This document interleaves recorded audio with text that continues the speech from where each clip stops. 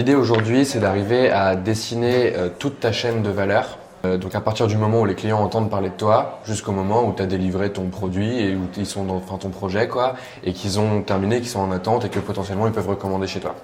L'idée c'est de prendre tout ça et de le passer au crible des outils du scale. Donc comment on peut standardiser, comment on peut automatiser et comment on peut déléguer à ses clients. Ouais. Grosso modo, et de voir ce qu'on peut scaler dans ton activité et ce qu'on peut pas scaler. Le truc c'est qu'il y a un gros scope général qui est sur la génération de leads. Pour générer des leads, le truc c'est qu'il faut un discours, c'est ça dont on avait discuté avec Oussama dans les premières office hours, c'est comment on fait pour avoir un discours qui soit un peu plus orienté que juste je fais du dev et qui soit plus orienté sur je résous tel problème chez vous. Parce que c'est ça qui vend. En fait, c'est beaucoup plus simple de vendre un truc genre vous avez ce problème, moi je vais le résoudre pour vous. Comment on va faire? On va dessiner d'abord tout ce truc-là et ensuite derrière on va en décliner un funnel avec toutes les étapes, etc. Voir ce qu'on peut automatiser, ce qu'on ne peut pas automatiser. Moi, je suis là surtout pour la partie outils.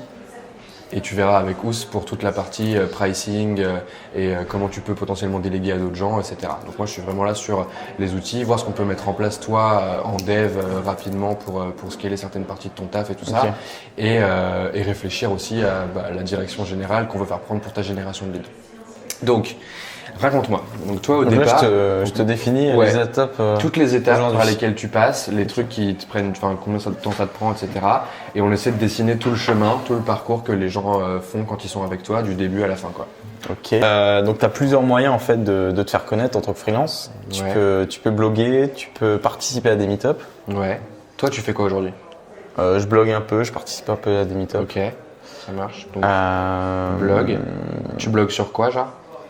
Je blogue sur GraphQL principalement, mais c'est plutôt du Node.js, enfin du JavaScript et tout autour. Ok, et comment ça te rapporte des clients? C'est plus par le bouche à oreille. En fait, je pense que aujourd'hui j'ai pas eu vraiment un client qui m'a dit je t'ai vu là via le blog. Ouais. Mais c'était plutôt, je pense de manière indirecte. Quand on va sur mon LinkedIn, on tape mon nom sur Google, on peut retrouver les articles que j'ai faits. Ok. Et donc ça te donne de la crédibilité, et les gens viennent te voir. Tu fais un genre. T'as des retours sur ces articles et tout? Comment ça marche? Je t'avoue, là, depuis le voyage, j'en ai pas refait. Ouais. Mais c'est plutôt, j'avais des commentaires en fait sur d'autres utilisateurs de Medium. Ouais. Mais sinon, c'est plutôt en entretien en fait que j'ai des retours. En gros, ouais, j'ai vu ça, que tu faisais ça. Okay. Voilà. Donc ça t'aide un peu plus tard, quoi. Ouais. Et donc ça t'aide à attirer un peu de clients. Tu dis des events aussi?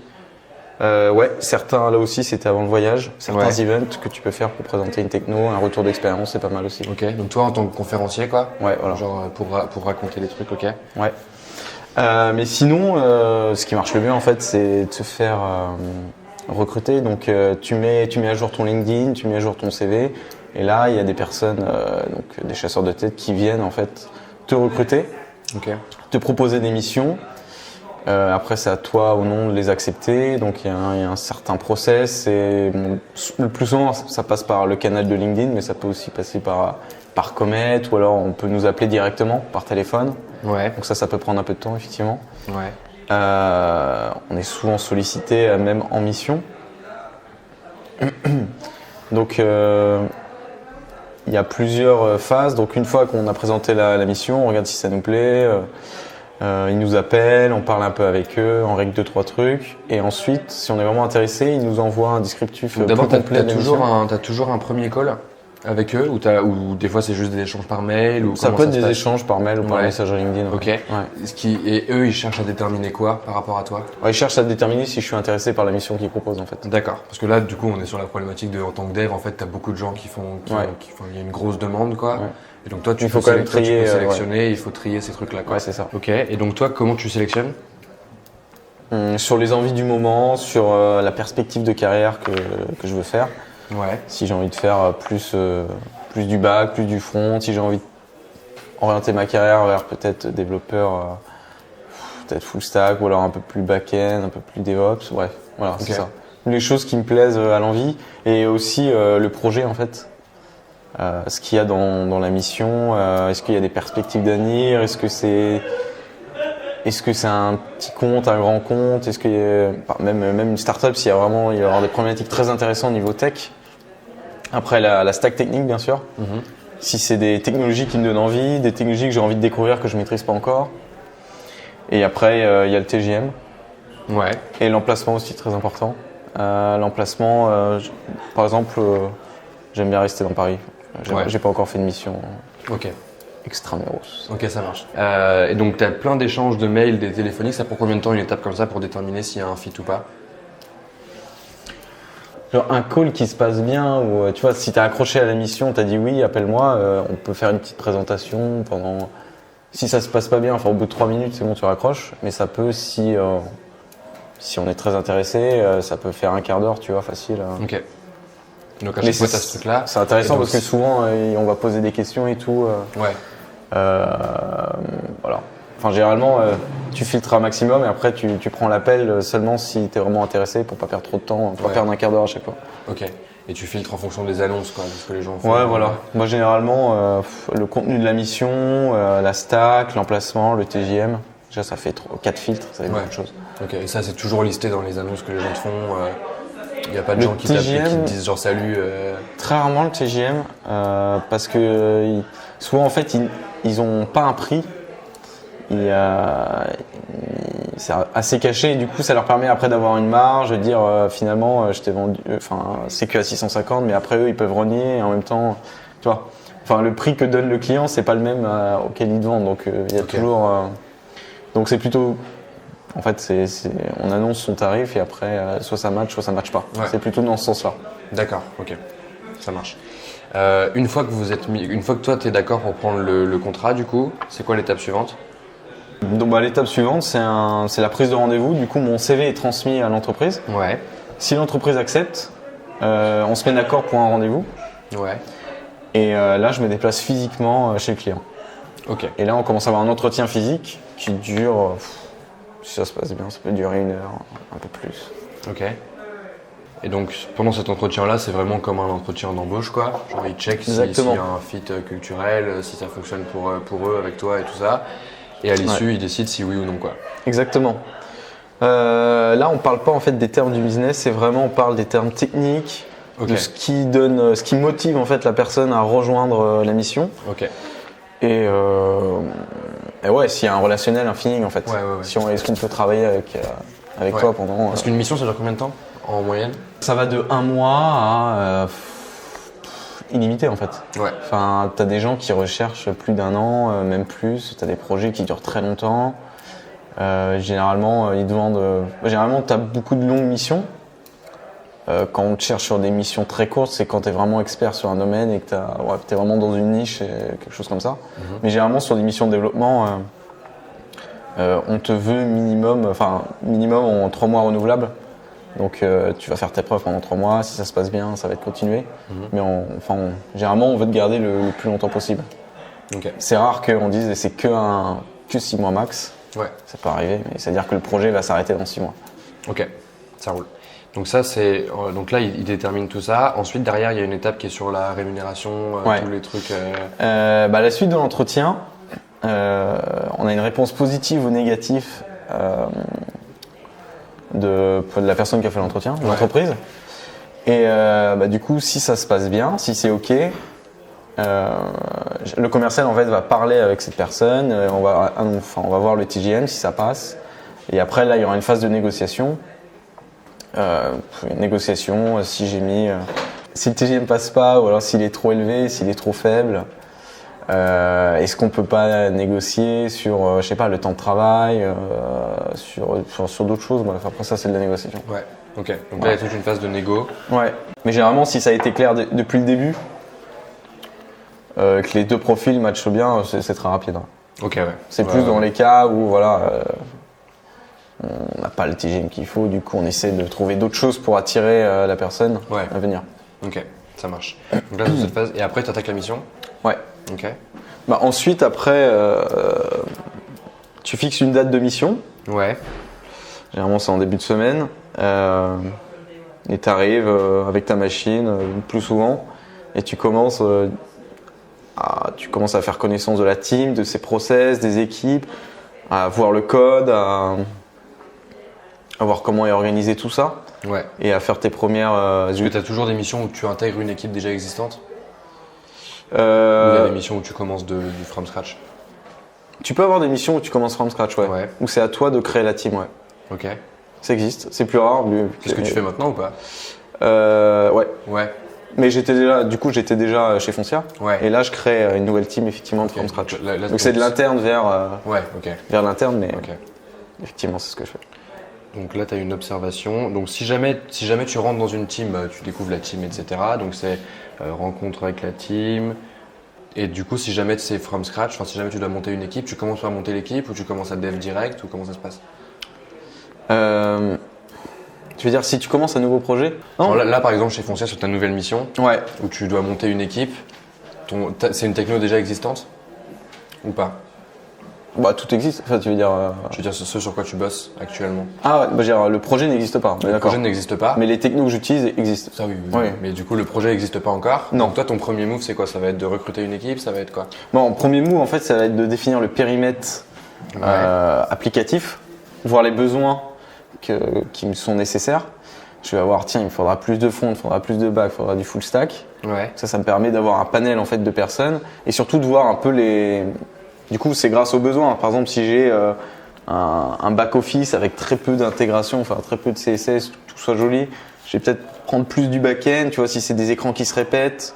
Par contre, si c'est une application qui brille de partout, où t'as très peu de logique métier, mais t'as énormément de front, donc je vais essayer de voir le périmètre en amont, et c'est ça qui va me permettre de savoir en fait les profils que j'aurai besoin.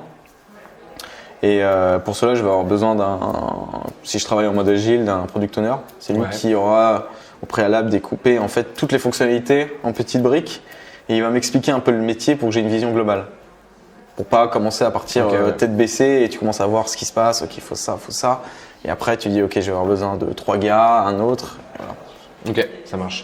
Donc là, c'est toute la définition de sur quoi tu vas bosser et après, tu attaques. Ouais. Ok. Et donc là, comment ça se passe en général? Genre, tu bosses avec eux et c'est toujours différent d'un client à l'autre ou qu'est-ce qui est commun dans cette phase de taf? Ouais, en fait, si tu commences complètement from scratch et que c'est toi qui poses la stack technique, effectivement, tu pourrais imaginer que tu dupliques un peu le début de projet. Par exemple, pour imaginer que ton architecture de projet est un peu la même. C'est un peu le squelette de ton application. Ouais. Le squelette serait le même. Tu aurais déjà choisi toutes les technos qui apparaîtront. Ouais. Mais là encore, tu vois, ça peut changer. Si j'ai un site de e-commerce ou si j'ai un moteur comptable à faire, par exemple, ça va pas être les mêmes bases de données que je vais utiliser. Forcément, et même, je pourrais en avoir d'autres. Donc, peut-être que tu arrives faudrait voir à définir un squelette en fait commun. En fait, il faudrait faire un squelette commun qui soit assez générique. Où après, tu arrives à brancher des briques extérieures qui, elles, sont spécifiques, mais sans que ça touche au squelette commun. Et après, remplir ton squelette avec de la chair. Et après, je pense pas que ça prenne énormément de temps. Je pense que le plus de temps, en fait, c'est de recruter une équipe qui fonctionne. Ouais. Une équipe qui travaille bien ensemble, qui se connaît et qui est motivée en fait sur le projet. Ouais. Je pense que ça, c'est le gros point. C'est le gros point fort. Une fois que tu as la bonne équipe, tu peux te permettre d'aller plus loin et surtout si les gens travaillent ensemble, il y a des automatismes qui se créent. Ouais. Mais après, effectivement, en tant que freelance, on peut ramener d'autres personnes qu'on connaît. Par exemple, là, sur la nouvelle mission, j'ai demandé à un pote de me rejoindre. Ouais. Parce que je le connais, il travaille très bien, je l'ai recommandé. Mais tu vois, la plupart des autres gens, on va les recruter, d'autres en interne, d'autres en externe. Ça prend pas mal de temps, il faut pas se tromper. Enfin, tout le monde sait que le recrutement, c'est le point fort de toutes les entreprises. Du coup, c'est sur ce point-là où je pense que tu peux gagner énormément de temps si tu arrives avec ta team. J'ai un ami qui fait ça, du coup, lui, il fait une agence, du coup, il a une partie agence, mais des fois, il va sur des missions, il a ramené d'autres gars. Et effectivement, du coup, tu sais que tu as 3 personnes. Par exemple, si tu arrives à 3, tu sais que ça va être un noyau dur qui pourra commencer et après ajouter d'autres personnes. Ouais. Et peut-être même partir de la mission en disant, voilà, on t'a fait monter 5 mecs en interne en CDI et nous, on peut s'en aller, on a fait notre taf, maintenant vous pouvez continuer, on a monté en compétences et après… Ok. Donc là, tu taffes, tu livres ton truc et après, c'est toujours ongoing en fait. Tu vas remplacer ton équipe par une autre, des trucs comme ça. Genre, comment ça se termine en fait le projet? Genre quand est-ce que c'est terminé? C'est genre à la base vous avez défini une J'ai jamais deadline vu de ou... T'as jamais vu de fin, c'est vrai? Genre tu finis toujours par te barrer avant ou c'est comment? Mais tu vois, même plusieurs années, les projets continuent. En fait, il y a toujours des choses à. C'est comme si tu disais Facebook est fini. Ouais, bien Genre, sûr. Facebook, Non, mais toi, ton taf. Ah, Oui, évidemment que les trucs sur lesquels tu bosses, c'est pas fini, mais. je sais pas, j'ai envie de dire, s'il y a plus de développeurs pour une entreprise qui fait un site web, qui vit d'un site web, c'est qu'elle est Ouais. morte. Non, Et je crois qu'il n'y a jamais vraiment de fin. Ah, mais quand toi, est-ce que moi j'ai. toi, ta D'accord. mission, oui, évidemment, genre de toute façon, c'est pas le. Bah, la mission, elle se termine quand il y a plusieurs raisons de ça. La première, déjà, c'est l'envie. Quand tu n'as plus envie, c'est la curiosité. Quand tu as envie de voir d'autres technos, d'autres stacks, les choix de carrière. Quand tu as envie de faire d'autres choses, par exemple, tu as envie d'être plutôt. Tu as envie de faire. Tu as fini de dev, tu as envie de faire un peu de management ou prendre plus de responsabilités. Donc, déjà, il y a le choix personnel. Et après, bien sûr, il y a l'employeur qui peut dire ok, maintenant, j'ai 5 freelances. J'aimerais bien internaliser mon équipe. J'aimerais bien avoir des gens sur lesquels j'ai des CDI, je commence à créer. J'internalise, donc soit ils peuvent internaliser entre freelance, Ouais. ou soit ils commencent à monter à monter en fait d'autres personnes en interne qui vont après prendre le flambeau petit à petit. Ok. Il y a des entreprises qui prennent que des freelances de A à Z. Là, je le vois de plus en plus. Avant, c'était plutôt et de plus en plus. Le freelance venait un peu en mode externe, un peu en mode pompier.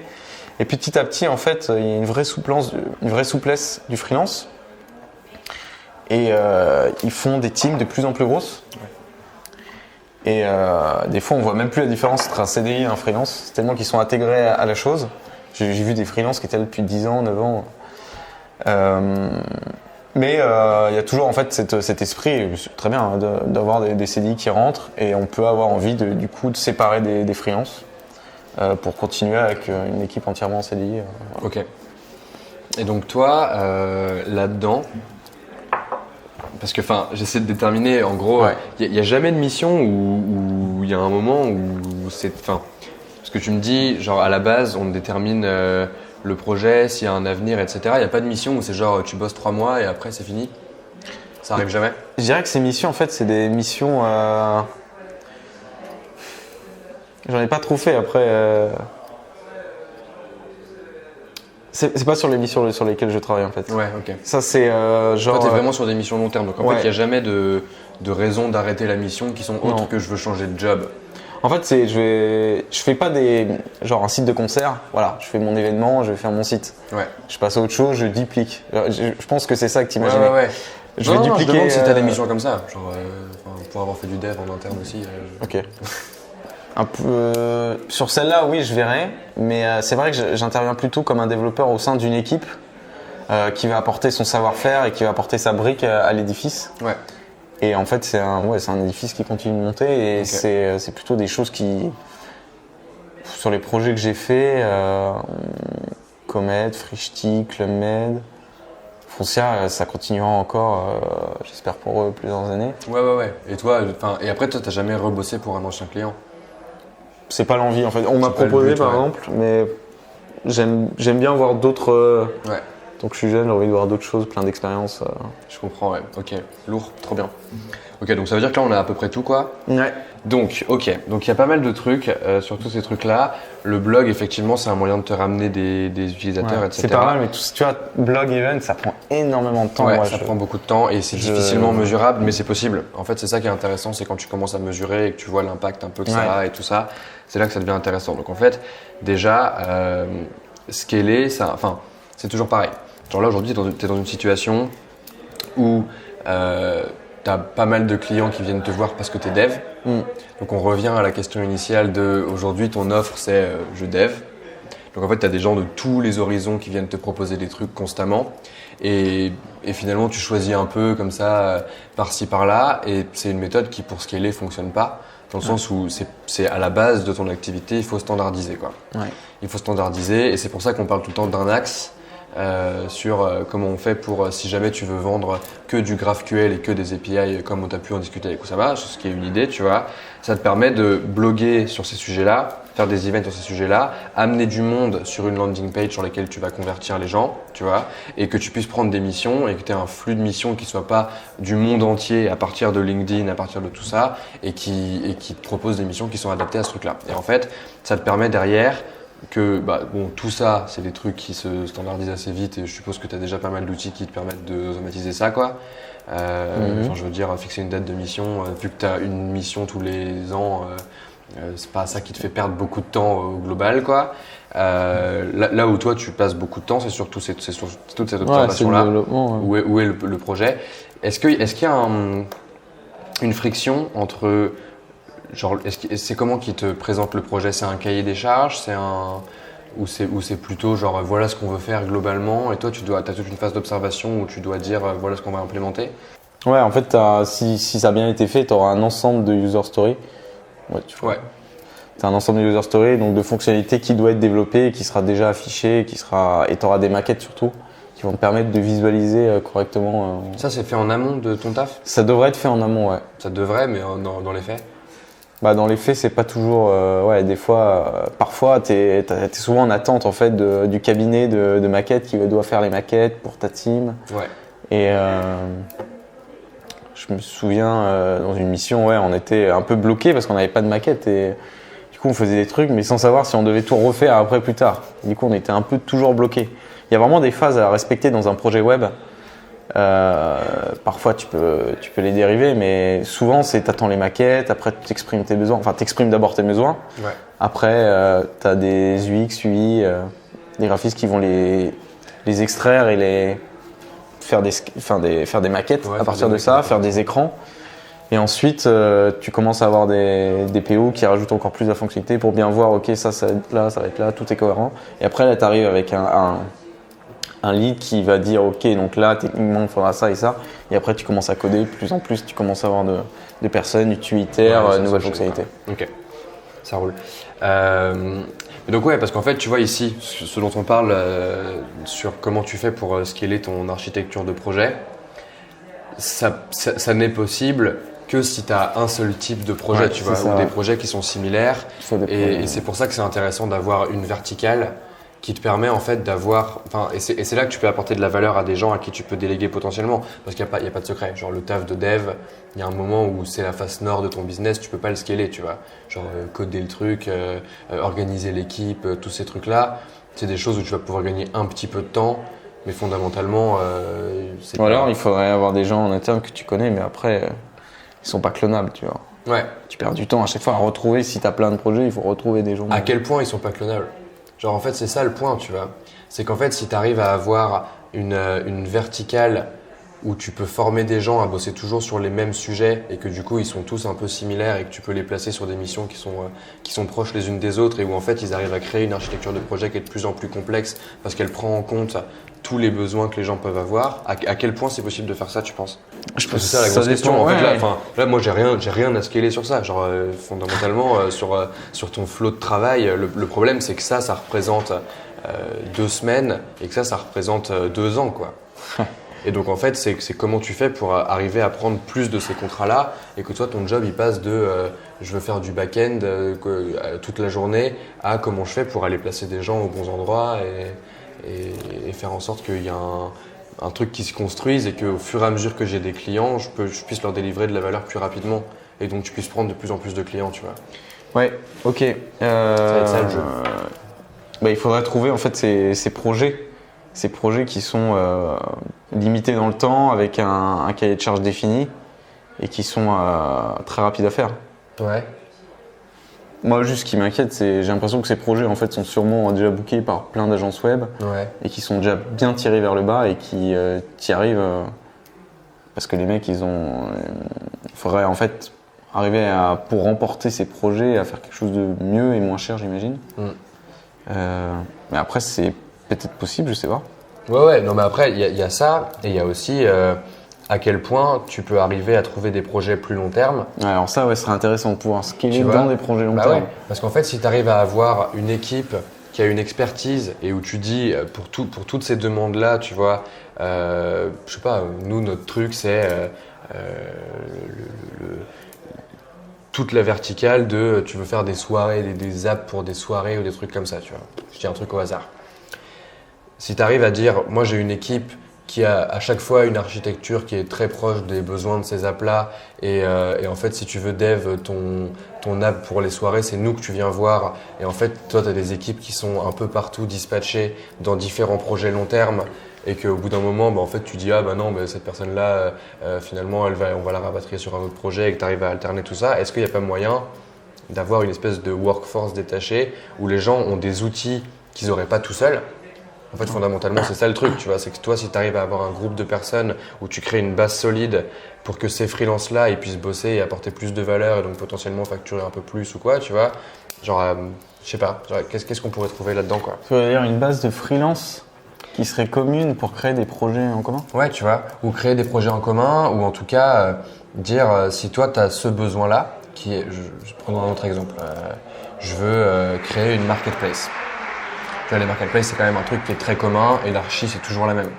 L'archi, ça va toujours être un début de projet, il va toujours y avoir une offre, une demande, finalement un panier, enfin ouais, tous ces trucs-là, potentiellement une création de compte, enfin tu vois, c'est tous ces trucs où tu pourrais potentiellement gagner du temps en ayant une base, où la plupart des freelances que tu vas trouver qui pourraient bosser sur ces missions n'ont pas cette base parce qu'ils ne l'ont pas créée, en fait ils passent d'un projet à l'autre et ils lâchent leur code d'un truc à l'autre. Et en fait, tu pourrais peut-être avoir une workforce de freelance qui arrive avec déjà une code base et qui dit tu me recrutes, mais tu recrutes aussi la code base de la boîte de Fabien, tu vois. Et en fait, du coup, bam, nous quand on arrive, on gagne 15 jours de développement et on enchaîne et on sait déjà passer sur ces problématiques-là. On a déjà des blocs à rajouter parce que sur une marketplace, tu as besoin de rating, tu as besoin de tous ces trucs-là. Et comment tu peux faire pour dire, bah voilà, en fait, nous, voilà ce qu'on est à même d'implémenter. Notre touche, c'est qu'on le fait en custom, donc ça va s'intégrer dans vos flows. Et si vous voulez rajouter d'autres trucs par-dessus la marketplace, c'est possible. Mais au moins, nous, on peut apporter des blocs tout le temps et à chaque fois qu'on va mettre un truc en place pour le développement, on va pas le faire en un mois, là où une team de dev normale le ferait en un mois, on va le faire à chaque fois en 10 jours, tu vois. Ok. Tu vois ce que je veux dire? C'est une idée, hein. Et comment… mais alors du coup, c'est freelance, tu travaillerais avec eux, mais ça resterait des freelances. Donc ça veut dire que finalement… Ça peut être un pool de freelance où vous partagez cette code base principale et à chaque fois qu'ils chopent un contrat, grâce à toi, parce qu'il y a aussi ça, tu vois, il y a aussi que tu leur amènes des leads qui sont qualifiés pour ce truc-là. Là où eux vont recevoir 1 milliard d'offres de plein d'acteurs différents, toi tu peux leur dire bah écoute, moi j'ai les offres qui correspondent à ce truc-là et où en fait tu peux te pricer plus cher, un truc comme ça, tu vois. Ok. Parce qu'en fait le jeu il est là. Le jeu il est aujourd'hui, toi, le job il est apprendre à dire non. Parce que fondamentalement, tu as déjà suffisamment d'offres pour vivre ta vie tranquille et faire des choix de vie qui te font marrer, changer de stack technique, apprendre des nouvelles choses, bosser dans un cadre de travail différent. Enfin, ton job de freelance, il est acquis et il n'y a pas de problème, tu vois. Tu n'es pas dans la situation où tu as l'impression que tu as plein de clients qui arrivent et tu es en mode ah, comment je fais pour les gérer, machin. C'est juste qu'en fait, tu en as trop, mais qui sont tellement pas qualifiés que déjà, il y en a plein que tu jettes à la poubelle. Et en plus, il n'y a rien qui te permet de standardiser quoi que ce soit parce que tu n'as pas cette base de les clients ont quelque chose en commun, tu vois. Là où Lavinia va avoir en commun que tous ses clients sont des gens qui se préoccupent de la santé, tu vois. Là où Léa va avoir en commun que tous ses clients sont des startups. Et en fait, ce truc-là, à la base de l'activité de Léa, je trouve que Léa, c'est un très bon exemple, tu vois. À la base de l'activité de Léa, c'est je suis avocate en affaires. Ça peut vouloir dire énormément de trucs, mais par contre, elle deal qu'avec des startups. Donc la façon dont on a scalé ça, c'est qu'on a mis en place une landing page pour Léa où on dit toi tu es entrepreneur, occupe-toi de ta boîte, je m'occupe du légal. Et en fait ça fait un message où les gens vont s'inscrire et du coup ils disent bah ouais en fait c'est une avocate qui est pour moi et donc elle ça lui permet de à la fois recentrer sur un discours et que les gens comprennent exactement ce qu'elle fait et qu'elle puisse standardiser les trucs derrière parce que finalement les problèmes que les gens en start-up ont c'est toujours les mêmes. Alors que si elle multipliait plein de types de business différents, etc., elle aurait des problématiques tout le temps différentes et donc standardiser, ça devient très compliqué. Là, c'est la même chose. Aujourd'hui, tu as énormément de gens qui rentrent par différents réseaux et qui rentrent en contact avec toi, qui veulent que tu bosses pour eux. À quel point tu peux pas filtrer ça, apprendre à dire non et dire non, moi je fais ce truc-là. Par contre, quand on le fait méga bien. Et donc, tu peux augmenter ton pricing et tous ces trucs-là, quoi. Okay. Qu'est-ce que tu en penses de ça? Moi, je réfléchis à quelle est cette chose en fait. Quelle est cette chose exactement? Après, c'est un choix quoi. Je regarde une mission précédente, c'est vrai qu'il y a peu de points communs comme on disait. Ouais. Ce qu'on avait cherché. Ouais, parce que tu peux switcher tout le temps de l'un à l'autre, tu vois. Ouais. La question c'est si tu veux faire un truc qui grossit, faut faire un truc qui grossit, tu vois. Sinon, c'est le principe du freelance, c'est qu'en fait, tu switches tout le temps d'un truc à l'autre, mais tu recommences de zéro à chaque fois, quoi. Et si tu veux arriver à construire un truc qui a une inertie et qui grossit, ce qui est a priori le but, quoi, t'es obligé en fait d'apprendre à te focus, quoi. T'es obligé d'apprendre à te focus parce que soit tu construis un truc plat et très très large et très très étendu avec plein de domaines d'expertise, etc. Soit tu fais un truc et tu le construis en hauteur, quoi. Et c'est ça la vraie question à se poser en tant que dev sur comment je fais pour scaler mon business, tu vois. Ok. Et pourquoi tu parles de freelance et pas de CDI par exemple?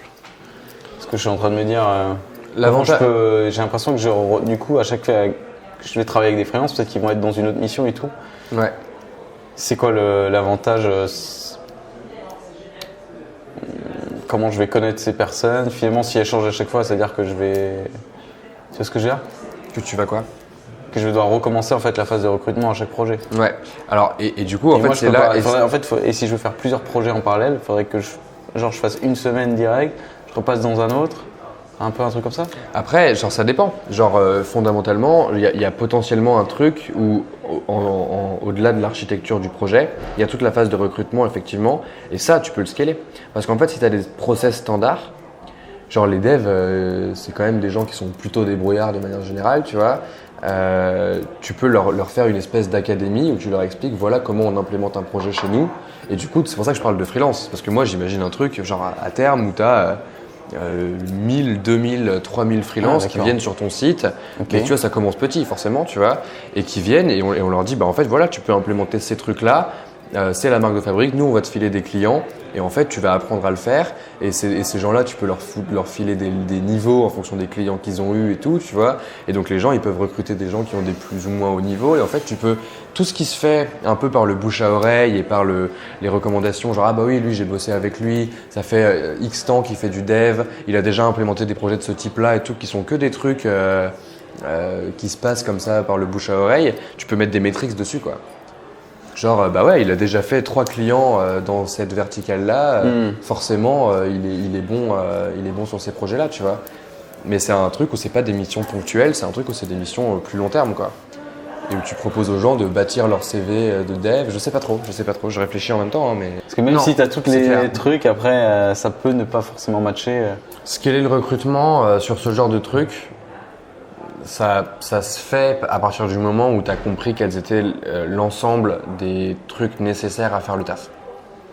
Ouais, il faut que ce soit toujours les mêmes choses. Que ce soit toujours les mêmes choses. C'est pour ça qu'on parle de standardiser et de répéter, tu vois. Parce qu'en fait, recruter ta première équipe pour faire le taf correctement, c'est compliqué. Mais recruter ta deuxième équipe, c'est un peu moins compliqué et tu ajustes au fur et à mesure. Et du coup, pourquoi tu prends pas toujours la même équipe? Ah oui, du coup, parce que t'en veux plus. C'est ça le jeu, quoi. Le jeu, c'est comment tu fais pour en avoir tout le temps plus. Ouais, pour paralléliser et que ton activité, ça passe d'un truc où toi, tu fais du freelance et ta propre équipe, à comment tu fais pour avoir plusieurs équipes en même temps dans plein d'endroits qui servent de ta techno commune, qui servent de tes process, etc. pour gérer les trucs et qui en plus, et potentiellement derrière, toi, tu peux leur amener encore plus de valeur en tant que freelance, tu vois. Genre, tu peux servir de third party, comme tu vois, c'est comme Airbnb. Airbnb, aujourd'hui, le service que tu achètes sur Airbnb, c'est pas de trouver des apparts stylés. C'est que s'il y a un problème, ils sont là, quoi. Ouais. Et tu vois, genre tu peux servir de third party sur s'il y a un truc qui va pas dans la relation avec le client, potentiellement toi tu peux intervenir parce que tu sais mettre des limites, tu peux centraliser la compta, tu peux faciliter le passage d'un dev d'une équipe à une autre équipe parce qu'en fait tu vois que c'est plus pertinent et en fait tu peux entrecroiser les trucs pour que les gens aient tout le temps. Enfin, tu vois, on peut imaginer vraiment un réseau, tu vois, qui se scale de gens qui sont là à long terme, quoi. Okay. Qui sont dans les boîtes à long terme. Je sais pas à quel point ça marcherait, mais ça se teste. Ok, d'accord. Je sais pas, hein, dis-moi ce que t'en penses. Tu verrais quoi comme d'autres idées, faire ce step, en fait, première étape? La première étape, c'est qu'il faut trouver une verticale. Ok. Il faut trouver une verticale qui t'amuse, qui est une verticale qui est soit technique, genre type on fait des marketplaces, ou on fait que des apps mobiles dans tel secteur, tu vois, ou on fait je sais pas quoi. Et ensuite de tester une landing page et essayer d'avoir un maximum de clients potentiels où tu dis voilà, nous on est dev, si vous cherchez tel type de profil là maintenant, nous on vous propose de développer votre tel truc avec tel avantage compétitif. Donc soit tu es moins cher, ce qui n'est pas mon conseil, soit tu es plus rapide, soit tu as une meilleure connaissance du terrain et du coup ils savent que quand ils vont te poser des questions sur cette problématique-là, ils vont pas avoir à t'expliquer pendant 6 ans la problématique, tu vois. Parce qu'il y a aussi ça chez un client. Chez un client,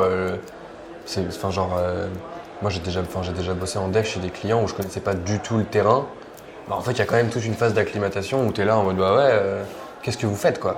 Qu'est-ce que vous faites? Comment je m'intègre dedans? C'est très compliqué. Alors que tu fais rentrer un freelance, tu vois, chez Coup d'État, on fait rentrer un freelance qui a déjà fait des plateformes d'éducation avant.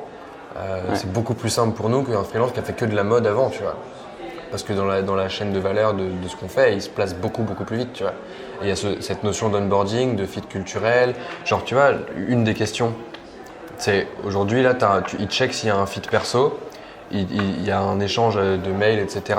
Eux, combien, sur les chasseurs de tête, ils envoient combien ils envoient de mails à des devs, combien répondent et combien d'entretiens ils font avant de trouver quelqu'un qui fit. Cette métrique-là, elle est intéressante, tu vois. Parce que si la pain dans certaines des boîtes, c'est que trouver un mec, ça demande de faire 15 interviews et que toi, ta proposition, c'est qu'en fait, tu es sûr d'avoir la personne qu'il leur faut parce qu'elle fit, tu règles leur problème, tu vois. Ouais, du coup, c'est plus du développement, là, c'est je propose des gars en fait. Après, tu peux dev toi-même aussi, hein. Mais ouais, effectivement. Ouais. Mais après, c'est le principe de scaler une activité, tu vois. Tu deviens une espèce de SSO10 décentralisé, quoi. De la même manière que ManyPixel a décentralisé l'agence de design, tu vois. Ok, donc alors décentralisé, donc il y aurait des mecs dans tous les coins alors, des freelances dans tous les coins un peu de France. Et tu arrives à trouver en fait les compétences qui sont communes à un projet qui serait commun. Ouais, mais c'est même pas genre, c'est pas du matching, c'est pas comme Comet où tu vas aller chercher les gens qui matchent par rapport à un projet, c'est qu'en fait toi tu proposes qu'un seul truc. Et que donc les clients qui viennent te voir, c'est des clients qui ont ce besoin-là. Et genre je vais faire un site de e-commerce. Typiquement, ouais, ce genre de truc, tu vois. En fait, c'est comme ça, c'est quand tu apprends à dire non, je veux pas switcher de projet toutes les 5 minutes, est-ce que tu veux faire ça ou pas, quoi. Mais il y a une vraie question personnelle qui est scaler, ça implique nécessairement de prendre du recul par rapport à ton activité et de dire bah là tu vas pas dev 8 heures par jour, tu vois. Il y a quand même un gros truc de comment je fais pour après là on est plus tellement sur du scale individuel, c'est clair, tu vois. Mais aujourd'hui ton scale individuel au final tu te finis par être t'es presque salarié des boîtes en fait. Ouais, je peux pas scaler, ouais, effectivement. Je peux rien réutiliser en fait entre missions.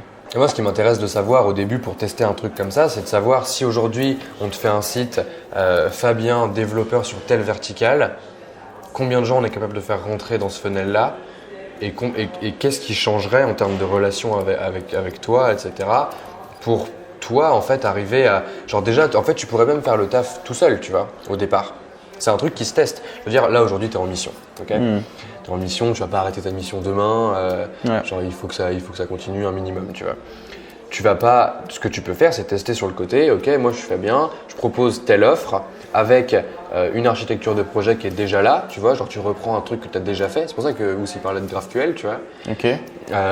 Tu dis, moi, j'ai déjà une architecture qui est là pour vous aider à aller beaucoup plus vite sur ces systèmes-là. Comment tu peux faire aujourd'hui pour t'assurer que ton prochain client, il va te prendre moins de temps que le précédent, quoi. Et après, il y a une question de déléguer, mais c'est sur du scale de boîte, du scale d'équipe, genre c'est d'autres sujets. Mais toi, en tant que freelance aujourd'hui, comment tu pourrais faire pour, genre, tu vois, ne serait-ce qu'arriver à paralléliser 2 projets, tu vois. Genre, ouais, ça peut être un objectif de malade, tu vois. Ouais. Genre, aujourd'hui, quel freelance est capable de dire, je bosse sur 2 projets en même temps et c'est facile. Ouais. Tu vois. Et en fait, si tu arrives à faire ça, je pense pas que tu puisses aller chercher beaucoup plus, tu vois. Genre paralléliser 4 projets, c'est juste mort, tu vois. Par contre, paralléliser 2 projets parce que tu as réussi, parce que c'est des trucs qui ont une architecture commune et en fait, tu peux dev les 2 trucs côte à côte et sans que ce soit forcément des concurrents ou quoi. Si on arrive à trouver une verticale qui fonctionne comme ça, potentiellement, après, une fois que tu l'as fait individuellement, bah après, ça se fait à déléguer au niveau d'une boîte, à créer des process un peu plus grands, à recruter une team, enfin, il y a plein de trucs, tu vois. Mais je pense qu'il y a un premier objectif sur, effectivement, toi, aujourd'hui, il n'y a quasiment rien à scaler dans tes opérations. Comment tu fais pour passer une première step où, dans ton travail, tu arrives à abattre 2 fois plus de taf grâce au fait de dire non et de recentrer ton travail sur une verticale particulière. La première chose, il faudrait que je trouve cette verticale en fait. Ouais, mais ça c'est juste un choix quoi. Genre tu peux, enfin, C'est un choix quand même qui va être, C'est un choix qui va être. Tu vas faire que ça à un moment. Non, parce que tu peux déjà le lancer et voir ta landing page, et ensuite tu vois les projets qui vont en découler et tu dis oui ou non, tu vois. Il y a quand même assez peu de décisions qui impliquent pas une signature qui te bloque dans ta vie, tu vois. Ouais. Genre si c'est juste faire une landing page et coller des clients et voir et déterminer si toi tu penses que c'est possible de faire ces deux trucs-là en même temps, bah en fait quand ça va devenir concret, tu pourras te poser la question, tu vois. Est-ce que je veux m'engager dans ce truc-là et tester et voir où ça me mène, ou est-ce que en fait finalement ça me fait chier ou pas, tu vois. Et c'est pour ça que je dis que c'est une décision qui est un peu random, genre tu peux même la faire presque au hasard. Tu dois tester en fait plusieurs. Ouais, tu peux même tester plusieurs trucs, tu vois. Tester plusieurs trucs et tu vois un peu les projets qui en découlent. Genre, est-ce que c'est possible aujourd'hui de trouver 2 clients sur la verticale marketplace? Oui, non. Est-ce que c'est possible de trouver 2 clients qui vont paralléliser leur truc sur la verticale sport, sur la verticale musique, tu vois, j'en sais rien. Et les verticales, tu vois, il faut les imaginer en fonction de quels sont les besoins clients que tu peux mutualiser, tu vois. Ok, ouais. Il faudrait valider déjà ça en fait. Il faudrait valider cette hypothèse-là. C'est pour ça que c'est une première étape. Il n'y a rien qui est bloquant. Genre, il n'y a rien où tu vas signer un contrat et dire bon, bah maintenant je fais Foncia et 2 trucs en même temps. ce qui serait juste mort, tu vois. Genre, mais par contre, si tu arrives à valider ce truc-là, que tu es capable de prendre 2 projets qui sont un peu connexes et que tu arrives à créer une tech entre les deux et que tu arrives à faire 2 trucs, bah après, les questions qu'on va se poser, ce sera plus les mêmes que maintenant, quoi. Il faudrait voir jusqu'à où tu peux paralyser en fait. Parce que c'est vrai que tout ce qui est code métier, en fait, tout ce qui est processus vraiment interne, ouais, quoique si tu arrives à avoir 2 projets vraiment proches, c'est peut-être possible, ouais. Ok, à tester alors du coup.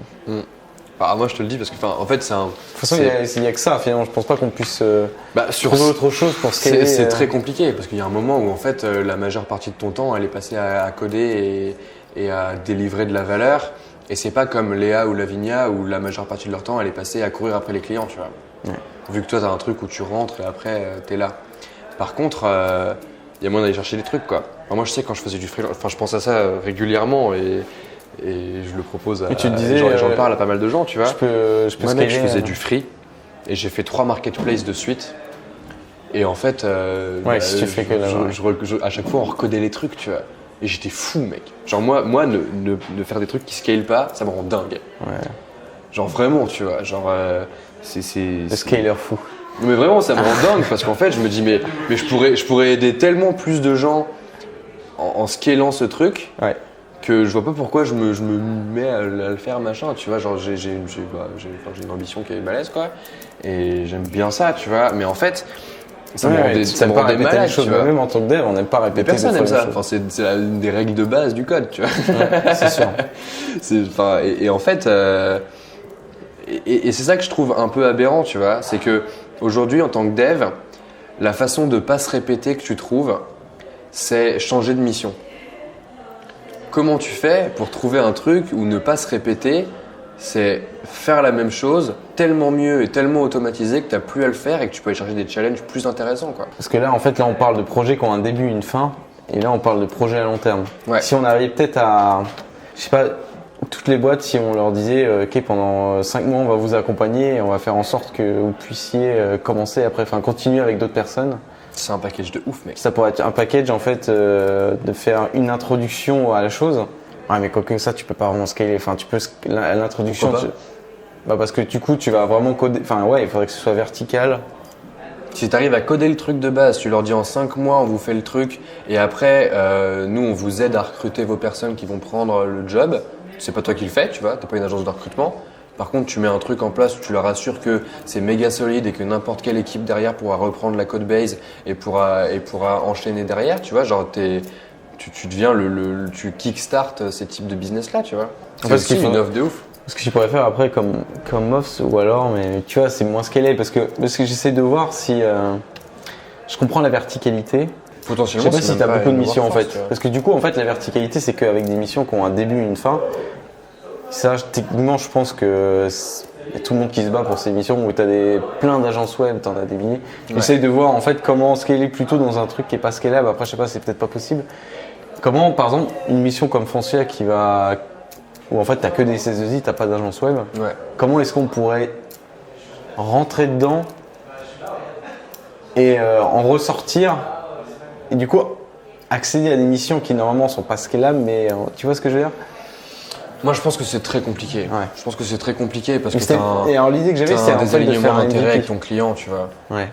Genre le problème c'est que t'es là en mode on va bosser pour toujours et puis en fait au bout de 5 mois t'es là en mode bah finalement on va se barrer et ta relation avec ton client elle est forcément enfin peu importe le sens dans lequel tu le prends en fait il y a forcément un moment où si t'annonces pas la couleur dès le départ c'est Ah compliqué. oui, non, bien sûr. Non, ça...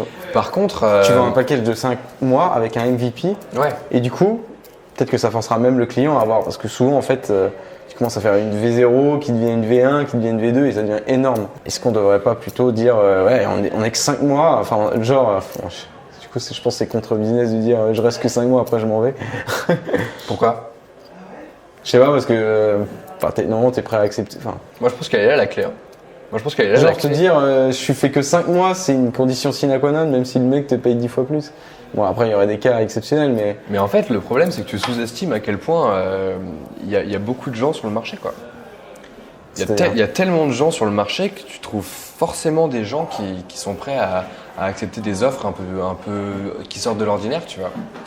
Genre aujourd'hui, ta réflexion, et si je me trompe pas, genre ce que j'entends là, c'est ouais, mais en fait, si les gars ils me proposent de bosser 2 ans pour eux, c'est du business en plus, donc pourquoi je le ferais pas? Et donc tu vois, c'est ça, c'est genre ok, s'ils me proposent de bosser plus longtemps, pourquoi je le ferais pas? C'est plus de business. La question, c'est comment tu fais pour accepter, genre ne pas accepter ce type de business-là qui devient nécessairement du taf non scalable, pour réduire au taf qui est scalable et dire voilà, nous on va enchaîner plein de clients et en fait ça va nous permettre de monter en compétence sur un seul sujet qui est le MVP de telle verticale et ça n'empêche pas après derrière de lancer d'autres verticales plus tard, tu vois, d'autres trucs. Mais en fait fondamentalement il y a un moment où tu as besoin d'être focus sur un seul sujet et de mettre des limites à ces sujets-là pour pouvoir les faire le mieux possible. En gros, on pourrait imaginer qu'il y aurait 3 phases. Une première phase en fait où tu aides le client à sortir un MVP, donc à définir un périmètre, une V0, mais qui soit vraiment une V0 parce que là, le mec il sait que dans 5 mois, tu te casses. Et une deuxième partie où tu devs le MVP, et une troisième partie où là tu engages des gens qui eux vont continuer après toi et tu les formes sur ta techno. Ça pourrait être une idée, ouais. Et en fait, ta boîte, elle pourrait au début du coup scaler dans une verticale, mais toujours en créant des MVP. Du coup, ça lui permet d'itérer de plus en plus rapidement. Ça pourrait être une idée, hein. Faire que des MVP. Parce qu'en fait, c'est vrai que c'est. Enfin, ce que je remarque, c'est que le client veut sa V0, mais en fait, c'est vraiment une V1. Ouais. C'est jamais c'est je veux ça, mais je vais avoir besoin de ça. Sinon, ça marchera pas. Oui, mais le MVP, c'est pour prouver que ça fonctionne. Si tu veux tout, finalement, donne-moi un cahier des charges et je te fais ça en 2 ans. Ça pourrait être une des idées. Après, sur le théorie, tu vois, souvent tu leur dis mais non, il faut pas ça. Ils disent mais si je le veux, tu vois. Est-ce que théoriquement ils aimeraient avoir, enfin ça, après oui ça a prouvé en fait. Est-ce qu'ils seraient capables d'avoir une offre où le mec va se casser dans 5 mois ça reste à prouver en fait. Moi je pense que ça pourrait les forcer après, mais moi je pense que ça se teste vraiment, tu vois. Parce qu'en fait, enfin, je veux dire, dans la communauté coup d'État, des gens qui seraient prêts à payer pour ça, j'en connais plein quoi. Ne serait-ce que ça en fait. Tous les gens qui veulent démarrer, lancer leur truc, qui ont un peu de sous de côté, qui veulent démarrer mais qui en fait ont aussi besoin de conseils de dev parce qu'ils ne comprennent pas.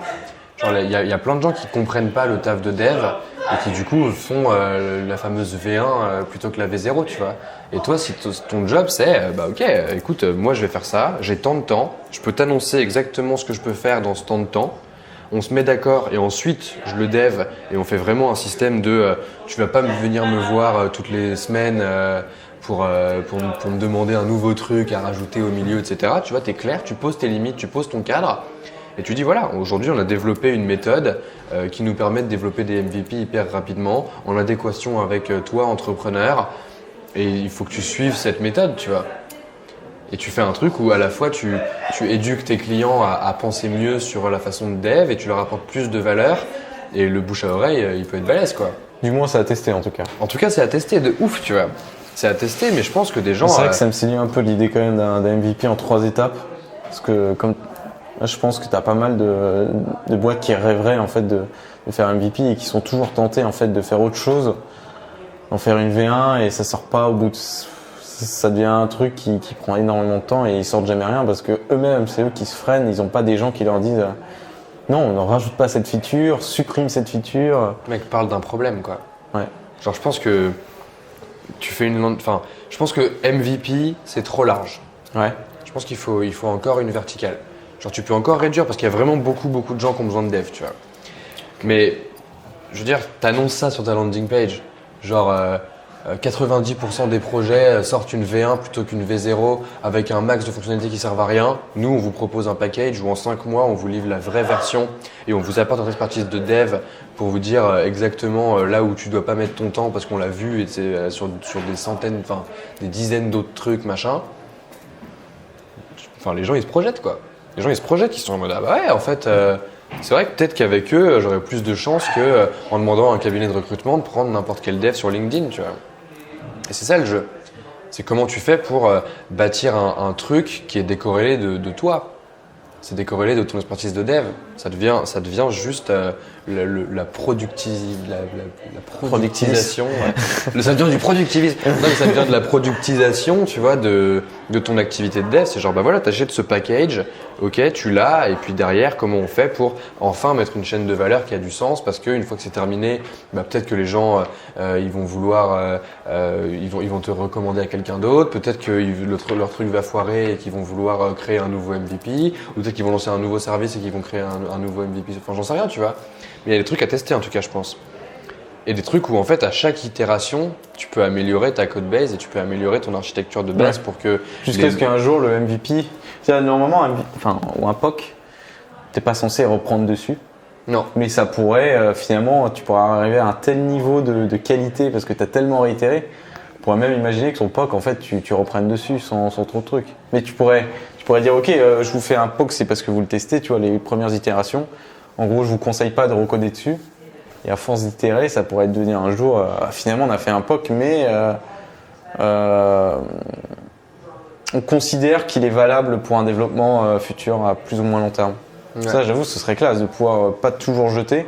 Parce qu'il y a aussi des missions qui développent un POC et finalement continuent dessus. Ouais. Sauf que les premiers devs, ils l'ont pensé comme en mode POC et ça devient dégueulasse et ça devient difficile à… Potentiellement, tu vois. Et en fait, moi, ce qui m'excite vraiment là-dedans, c'est que on passe d'un modèle où à chaque nouveau contrat, tu recommences de zéro, à un modèle où à chaque itération, ça devient plus facile de délivrer la mission, quoi. Et ça, c'est que le côté individuel. Genre, c'est un truc que tu pourrais potentiellement faire tout seul. Et après, tu peux le faire au niveau d'une boîte, et tu peux le faire au niveau d'une équipe, et tu peux le faire au niveau du monde, quoi. Et potentiellement, la vision, c'est ça, quoi. Genre, et ça reste qu'une vision. Et une vision, ça se découpe en petits morceaux, et tu dis, bah voilà, maintenant, ma première étape, c'est quoi? C'est faire une landing page. Est-ce que je peux trouver un discours qui soit suffisamment pertinent pour que des gens, dans une verticale, aient envie d'acheter un contrat qui va durer 5 mois sur comment tu développes un MVP qui a du sens, quoi. Qui a vraiment du sens. Ouais, et pas juste un MVP. C'est genre un vrai MVP en fait. Ouais, c'est genre vraiment la valeur. C'est genre sur ta page, moi je vois tout à fait le discours. Tu vois, genre ouais, jusqu'à maintenant, on disait oui à tout ce que les clients disaient, même quand ils faisaient des erreurs. C'est terminé. Maintenant, nous, on vous donne 5 mois pour développer la première version de votre produit parce qu'on pense que c'est suffisant. Et nous, on a développé des technologies derrière qui nous permettent d'aller de plus en plus vite. Enfin, mec, c'est lourd. Genre, je pense que tu peux vendre sur ça, quoi. Après, faut le réaliser en pratique, hein. Toujours. Hein. Moi, je dis ça, j'espère que c'est faisable, hein. Je pense. Toujours. Hein. Moi, je pense que c'est faisable aussi, ouais.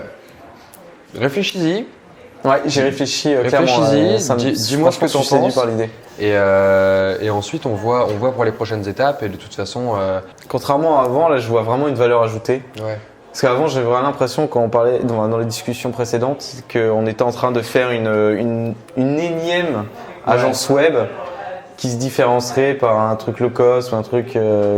alors qu'il y en a des centaines, j'imagine, des agences web qui font que des marketplaces, qui font que des… même si oui, on va se focaliser… Ça, c'est quand même un point intéressant, tu vois. Genre, je pense que…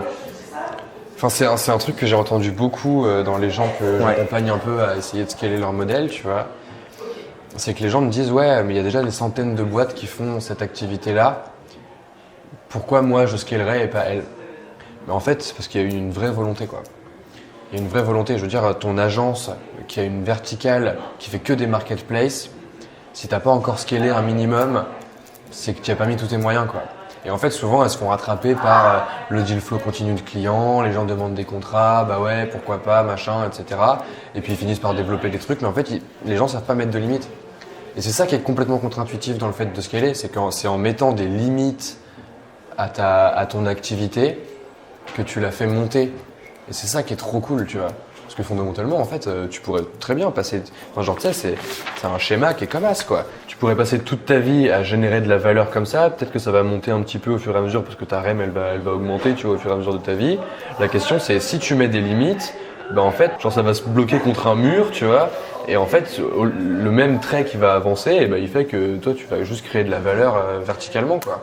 Et c'est ça le jeu. Quand tu dis limite, c'est-à-dire par exemple, on Tu mets des limites, genre on fait que ce truc-là, on fait que ça. On prend pas ça, on refuse, parce que du coup, au lieu de à chaque fois changer et gagner un petit peu plus de rémunération, etc. Et ben là, nous, on fait un truc où ça scale, quoi.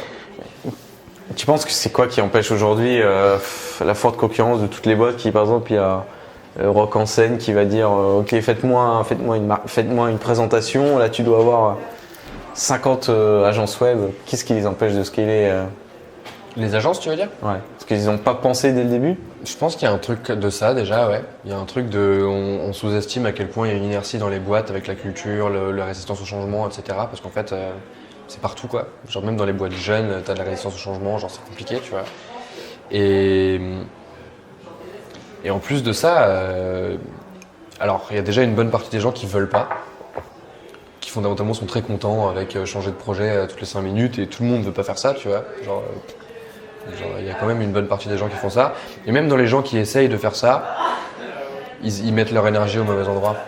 J'en ai vu plein des agences de dev essayer de scaler. J'en ai vu quelques-unes, quoi. Qui répétaient toujours. Et qui répétaient toujours. Entre deux affiches pour un festival. Ah oui, deux sites pour un festival. En graphisme, je sais pas, mais enfin, tu vois, il y a Minipixel qui fait ça, quoi. Minipixel, tu viens, tu dis, oh, je veux tel truc, il te trouve un freelance et puis ça part, quoi. Tu fais ta mission et puis c'est fini et puis tu reviens sur Minipixel plus tard. Et ça marche hyper bien.